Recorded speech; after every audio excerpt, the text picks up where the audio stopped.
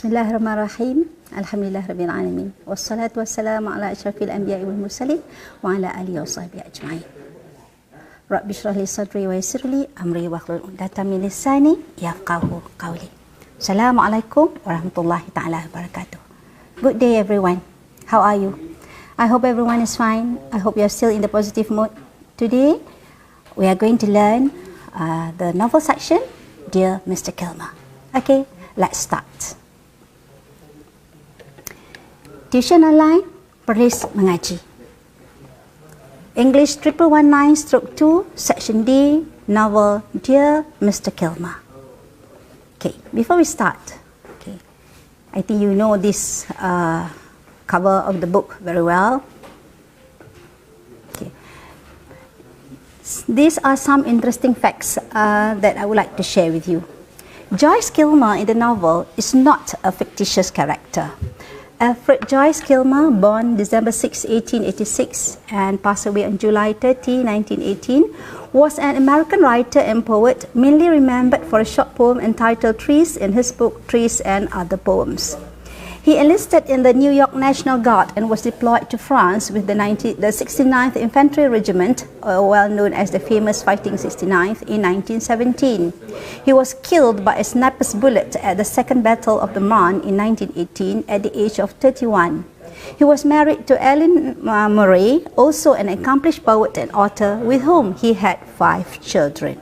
So Joyce Kilmer in the novel is not a fictitious character. How to answer the last question successfully? Read the novel. There's no other way. That is the only way. You have to read the novel. Do not depend on reference books. Do not depend on summarized texts, because you will not have enough evidence to answer the questions. The word evidence there is being underlined, because it is very important in the literature section. Dear Mr. Kilmer has only 132 pages, 10 chapters. It means that it is not a very thick book. It is a small book. In fact, it is called a novella because it is a small novel, small in size and short, because there are only 10 chapters. Okay? All right. So what do you do? Why is that I want you to read the books? The book. I want you to read the book. I want you to read the novel. And then when you read, you give a name to every chapter. You name the chapter so that you will be able to remember the events in the chapter in the future. So you have to remember the important events, the themes, the moral values and characters in each chapter. And you have to understand that each chapter is related from one to another, from chapter 1 till chapter 10.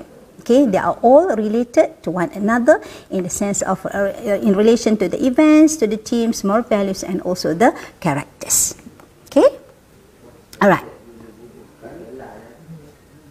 All right. These are some of the questions that we usually see for Mr. Kilmer, Dear Mr. Kilmer, and also for other novels. Okay, based on the novel that you have studied, choose one character that shows appreciation towards family ties.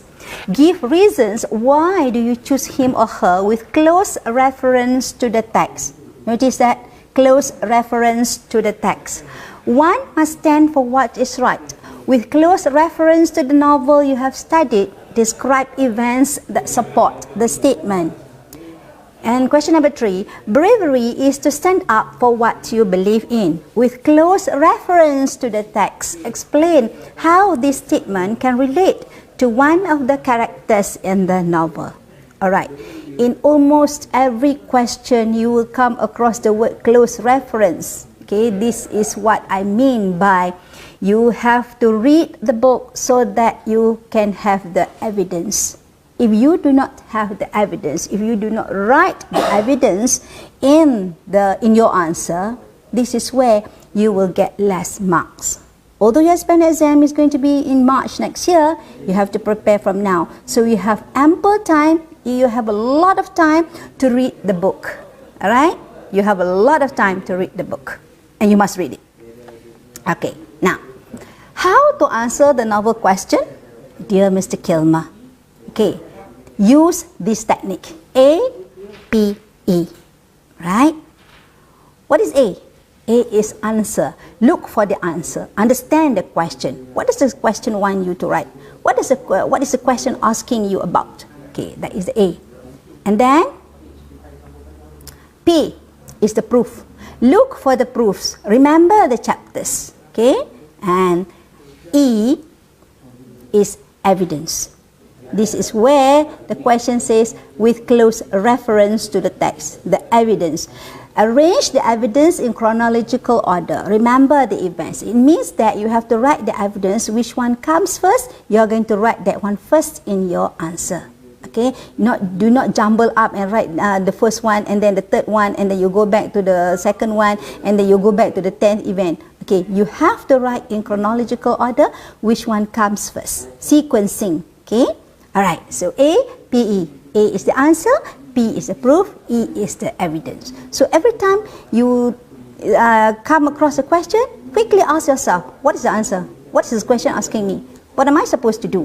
Alright, is it one team? Is it many teams? Is the question asking me about one character or the question asking me about two characters or more than two? Okay, is the question asking about event or the question asking about events? Be very sure of what the question wants you to do. Right, and for the proof, this is where you have to remember the chapters. That is why I said that it is better for you to give a name for each chapter. Name the chapter so that you know what happened in that chapter, and then the evidence will come in one after another. You have to read the book. Okay, right.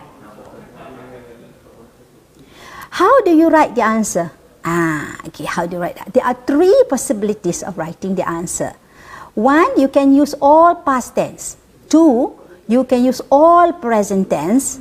Or three, you use mixed tenses. Your opinion in present, the evidence in past tense. Okay, but you cannot write in this one paragraph the past tense and the present tense all mixed up there. Okay, that is where you will get less marks for the language. Remember, in this section, 10 marks for the content, 5 marks for the language. Okay, alright. So choose whether you want to answer everything in the past tense or choose everything in the present tense, and or you can choose the mixed tenses where you give your opinion in the present and the evidence in the past. Okay, because the book is in the past tense, maybe it will be much easier for you to remember. Okay, alright, look at that. Chapter 1. Give a name to the chapter. Setting. What month is it? If you have read, you should know what is the month, what's the season, what's the state, what's the town. Richard Knight's physical traits. In the first chapter, you were introduced, okay, to the main character, Richard Knight. Okay, how old is he? How does he look like? Right. What is his appearance? And then Richard's family members. Describe them briefly. There was Pa, his brother Gus, his sister Angie. The reason Richard refused to shoot the deer. There is a specific reason why he refused to shoot the deer. Sorry. 2 moral values in chapter 1. Explain briefly, meaning that you give the moral values, okay, and explain how it has been displayed, how each value has been displayed in chapter 1. Okay, all right. So that's chapter 1. The setting. Okay, can you just guess very quickly the month, the season, the state, the town? Okay, Richard Knight's physical traits, his age, his appearance, and he looked like somebody. His family members, and the reason, and 2 moral values. Okay, now let's go. So chapter 1 is the hunting trip. I name it the hunting trip. The setting, the month is February. It was winter because there was snow, right? Okay, the state was Iowa, the town was Turtle Lake.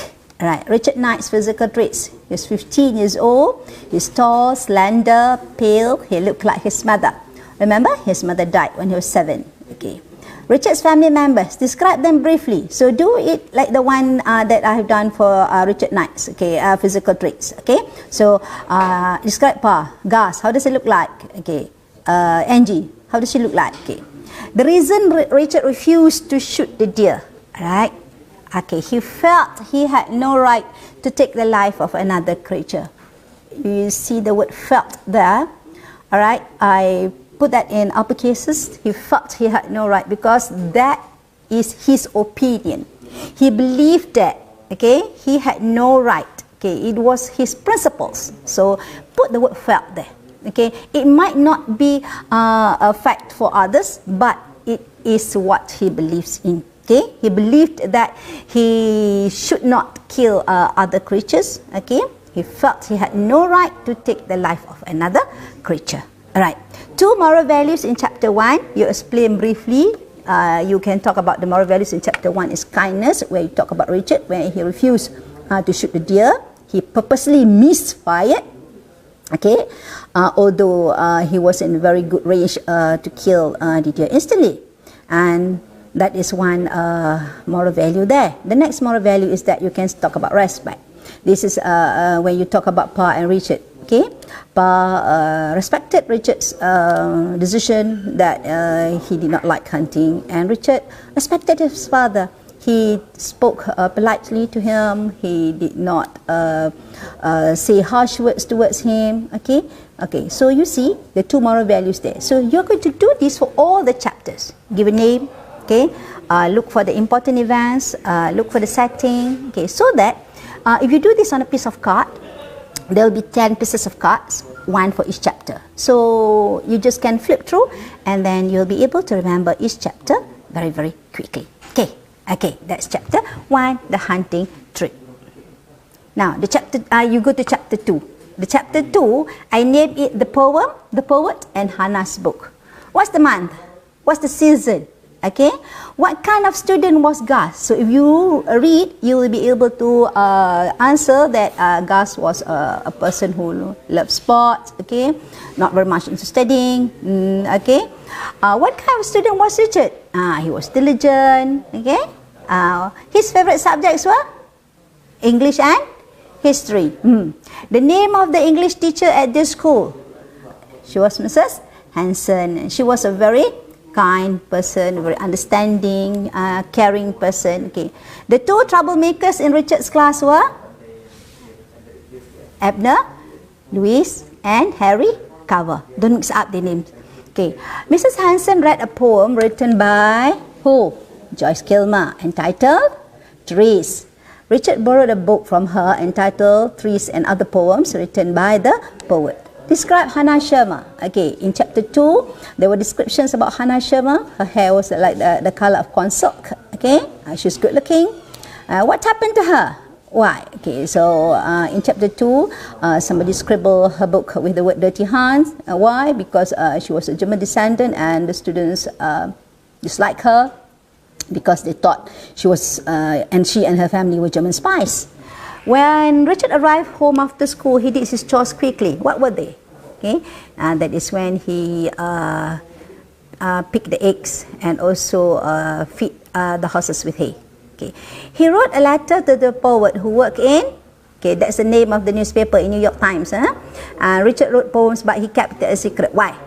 Okay, this is a very important question. Why is that he never told anybody that he wrote poems, though he loved writing very much? It was because he knew that people would call him a sissy. So it is a very hard time for him to deal with people's perception about him writing poems. Okay, so that's chapter 2. That's how you do it. Okay, you can start doing this immediately after this. Okay, now chapter 3. I name it the cut and the fight. The important events, the sympathy cut. What happened? Before, during, after. What do I mean by that? So you are going to explain that this is, you have to understand that the cut before means that Hannah's parents' tavern was vandalized. Okay, and Mrs. Hanson, the English teacher, brought a card for the class to sign to show their sympathy. Okay, and during means that when she asked her students to sign the card, they refused. Some of them bluntly told her that they did not want to do. Some of them wanted to sign, but they were afraid of the popular students. Okay, but Richard was the only one who signed the card. So that was what you meant of the during. After was that when Mrs. Hanson was disappointed, there was only one signature. Okay, and Richard offered, okay, to take the card, to send it personally to the sharers. So before, during, after, because the sympathy card has a story behind it. Okay, the fight. Okay, there was a fight between Richard and the two bullies. Okay, who started? Okay, how did it start? They were at first were just verbal abuse, but later when they attacked him physically, he had to defend himself. So that's chapter 3. You can call it the fight, and you can call it the card, because the two events are very, very significant in chapter 3. Alright? Okay. Now, chapter 4. I call chapter 4 the letter. Why do I call that? The important events. Okay. The letter from Joyce Kilmer. Okay, he received the letter from Joyce Kilmer. You have to understand, for a farm boy who lived in Iowa, to receive a letter from a very famous poet who was working in New York. Okay, that was something very exhilarating. Okay, maybe it is like how you receive a tweet from someone famous. Okay, all right. Okay, family's reaction. This is when he told his family that he received a letter from Joyce Kilmer. Gus said that he did not know who Joyce Kilmer was, and he offered for somebody to read, and Angie said she was not good at reading. Okay, so they did not even bother about his happiness of receiving a letter, and they did not give any encouragement to him. Okay. He later showed the letter to Mrs. Hanson, the letters and the poems. Okay, she was impressed and encouraged him to keep on writing poems. Okay, chapter 5, the secret. Okay, important events in chapter 5. Richard told his secret, read the letters from Joyce Kilmer in his poem in class. Hannah changed the last line of his poem. Mr. Kilmer volunteered to fight in the last war so that young people like him need not fight and need not fight and die. So sorry about that. Need not fight and die. Okay, sorry for the typing error. Need not fight and die. Sorry for the error. Okay. And the characters. Okay. Then when you read, you have to remember the characters, the physical traits, the attitude, their behavior. For example, Richard Knight, tall, pale, 50 years old, looked like his late mother, wrote poems in secret, diligent, helpful, caring, patient, and also a loyal friend. So you do this with all the other characters as well. Okay, okay. And then you also have to think of the themes. Okay. Some of the themes would be patriotism, okay, love for family and friends, okay, challenges in life, okay, friendship, war. Okay, so these are some of the themes that you come across when you read the story Dear Mr. Kilmer. Okay. The moral values. So the moral values, we should accept people without prejudice. Okay. We must have courage and resilience to face life. Integrity, truth and honor are also one of the moral values in this novel. Understanding and compassionate. Okay, so these are the moral values that you find in the story. Okay, let's try to answer this question. Integrity is doing the right thing no matter what is being said. With close reference to the text you have studied, describe the events that support the above statement. Okay, right. So, A, the answer. The answer you are looking for is the moral value integrity. Okay. The P, the proof, that would be the events. Okay. Event number 1, the card incident. Event number 2, the fight. Event number 3, the patriotic program. Event number 4, the patriotic program's conflict. Point 3 and point 4 are related. And point number 5, the conflict with Pa. So we are going to see how integrity is being displayed in these 5 events. So the evidence would be the characters, okay, their actions in their events. That is how you are going to do this. A, P, E. The events 1, 2, 3, 4, 5. Okay, the characters and the actions in the events will prove that integrity is there. Alright, introduction, name of novel and answer. In Dear Mr. Kilmer, one of the moral values that I have learnt is we should always have integrity in whatever we do. The quality of being honest and having strong moral principles is clearly seen in the events that involve the main character, Richard Knight, his English teacher, Mrs. Hanson, and his friend, Hannah Sharma. Okay, so integrity means the quality of being honest and having strong moral principles. So it is very, very dangerous if you do not understand the meaning of the word integrity, because you are going to give the wrong proofs and you are going to give the wrong evidence. Okay, it is very important for you to understand the meaning of words given there. Proof number 1, the card incident. Richard Knight was a young boy who believed in doing what was morally right, though the people around him thought otherwise. When Hannah Sharma's parents' tavern was vandalized, Mrs. Hanson, his English teacher, brought a nice card for everyone in the class to sign, to express their regrets and sympathy. Unfortunately, most of the students refused to do so because they thought Hannah and her family were German spies. She was arrogant and her family did not care about the war between America and Germany because she was a German descendant. That's a very important point to remember, that Hannah was a German descendant. Some students wanted to sign but were afraid of the school bullies. Richard was the only one who signed the card, though his classmates gave threatening remarks. He believed Hannah and her family were innocent and they were loyal Americans. He even volunteered to send a card to the Sharmas, and he wrote a beautiful note praising them as good citizens of Turtle Lake and very fine Americans. So integrity in this event is shown by Richard Knight, in the event where he was the only one who signed the card when the others refused to do so. Okay, that's integrity. Proof number 2, the fight. On the way to Hannah's home, he was blocked by Abner Lewis and Harry Carver, the name of the two bullies. At first, it was only verbal teasing that Richard ignored. He was very patient. But when they called him an out-and-out traitor for signing the card, Richard became angry.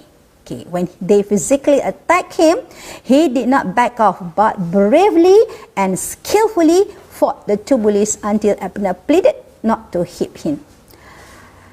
Richard let go of Abner because he did not want to hit anybody. Such a kind person. This incident proved that Richard was a person with integrity when he did not hit his classmate, though he had the chance to do so. How many of us would let this chance go by? Not many, I presume. After all, he was a strong boy as he worked on the farm with his father. He was merely defending himself and his dignity when he fought Abner and Harry. Not that because he loved fighting. It was just defending his dignity. Okay? Alright. So, this is one of the incidents where I really have respect for Richard Knight. Okay. Proof number 3, the patriotic program. Mrs. Hanson decided to put on a patriotic program to help sell Liberty bonds, which helped finance the war. She told her students she would play the piano and they would sing songs like Over There and Goodbye Broadway and Hello France. That's evidence. Okay, just remember 2 of the names of the songs there. You don't have to remember all. On top of that, a girl would be chosen as Lady Liberty and a boy as Doughboy. She said she would choose the students for the 2 roles based on the best essay, How We Can Help the War Effort Right Here in Turtle Lake. She said with a stern wag of her finger that it was not going to be a beauty or popularity contest. True enough, she chose Hannah Sharma and Richard Knight as the winners, much to the dismay of the popular students. This event clearly shows she was a teacher who put integrity above everything else. Okay, so that's the patriotic program where Mrs. Hanson decided to help by sending the Liberty bonds, okay, to finance the war. Okay, remember the name of the 2 songs, Over There and Goodbye Broadway and Hello France. Goodbye Broadway. Broadway is in America, and Hello France because they are going to go to war in France. Okay, all right. That's proof number 3. Proof number 4, the patriotic program's conflict.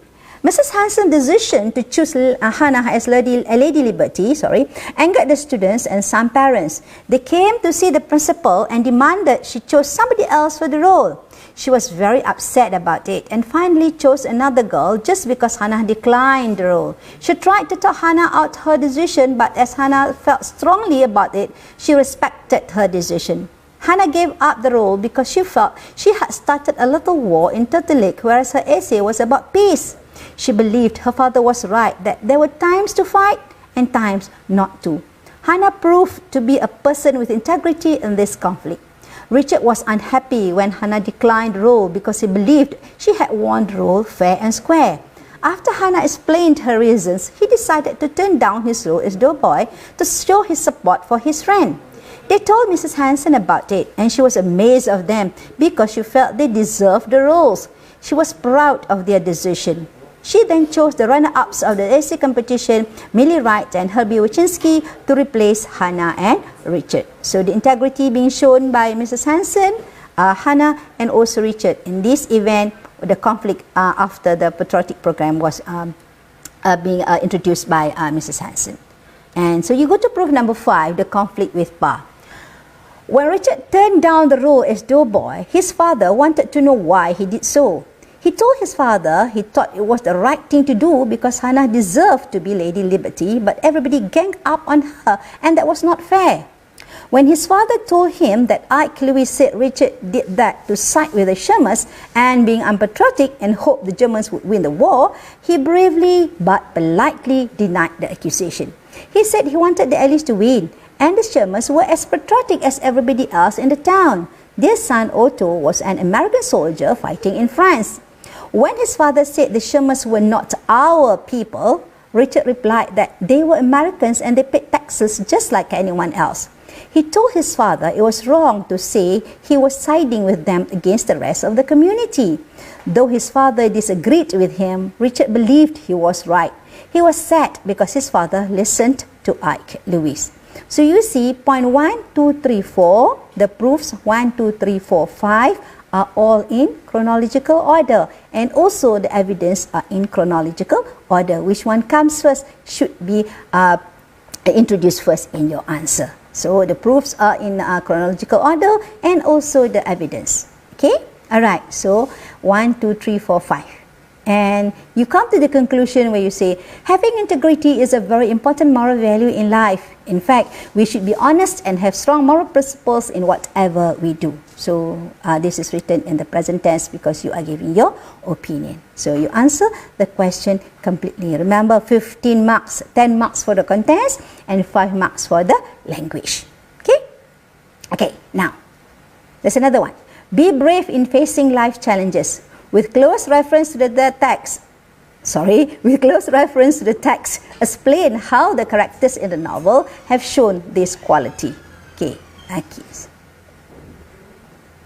A, the answer is bravery. The B, okay, would be the characters. So you're going to write about Richard and Hannah.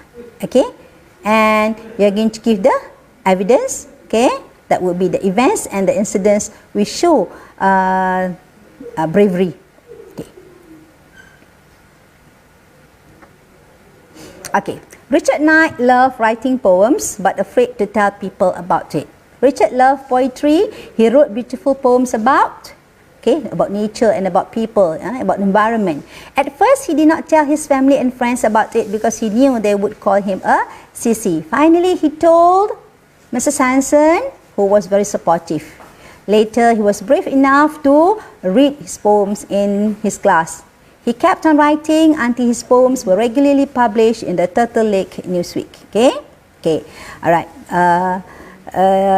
He showed a bravery in writing poems. Okay. Richard's friendship with Hannah faced challenges. When Hannah's tavern was vandalized, Richard was very upset about it. Okay, you can write. Richard was the only one who showed sympathy towards her. Richard was the one who did something the others did not want to do. He was the only one who signed the sympathy card. He offered to send the card and he wrote a beautiful note praising the Shermans. His brother, classmates and people in Turtle Lake called him a traitor. Okay. But he went on being friends with Hannah because he believed, okay, it was unfair to treat Hannah and her family in that way, because he believed that Hannah and her family were fine American citizens. The friendship made him understood people from other backgrounds, okay, because Hannah was a German descendant. Okay. Number 3. Richard was brave to face physical challenges. After being the only one who signed a card to show sympathy to Hannah, Richard decided to send the card personally to her. Many students made rude remarks about him, but he ignored them.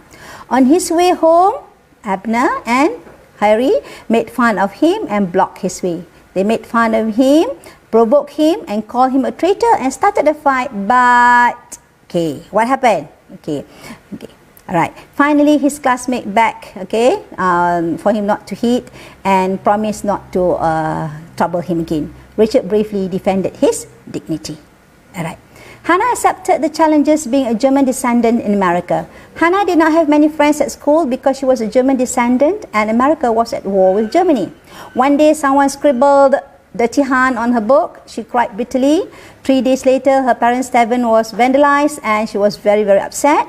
This affected her emotionally. She did not go to school and was quite harsh when Richard came to visit her. At first, she refused to accept Richard's friendship, but later realized Richard was honest and they became good friends. Later, she declined the role of Lady Liberty in the patriotic program, though she won it fairly because she wanted to avoid disharmony in Turtle Lake. It was a brave thing to do. Okay? Alright. We must be brave to face all the challenges in life to become a respected person and achieve success. We should not give up in the face of adversity. Okay? Alright. Thank you. We are in this together. This is the poster from Signature Market. Thank you to frontliners for your dedications and sacrifices in the battle against COVID-19. You are already part of history as Malaysian heroes and heroines. We are here, we are with you. Please stay safe. This is from Sarawak Forestry Department, www.sarawakforestry.com. Okay? And this is the most special one. Thank you, Datuk Dr. Nur Hisham bin Abdullah, the Director General of Health. May Allah bless you always. Please stay at home. Be safe. MCO. Kita jaga kita. That's all for today.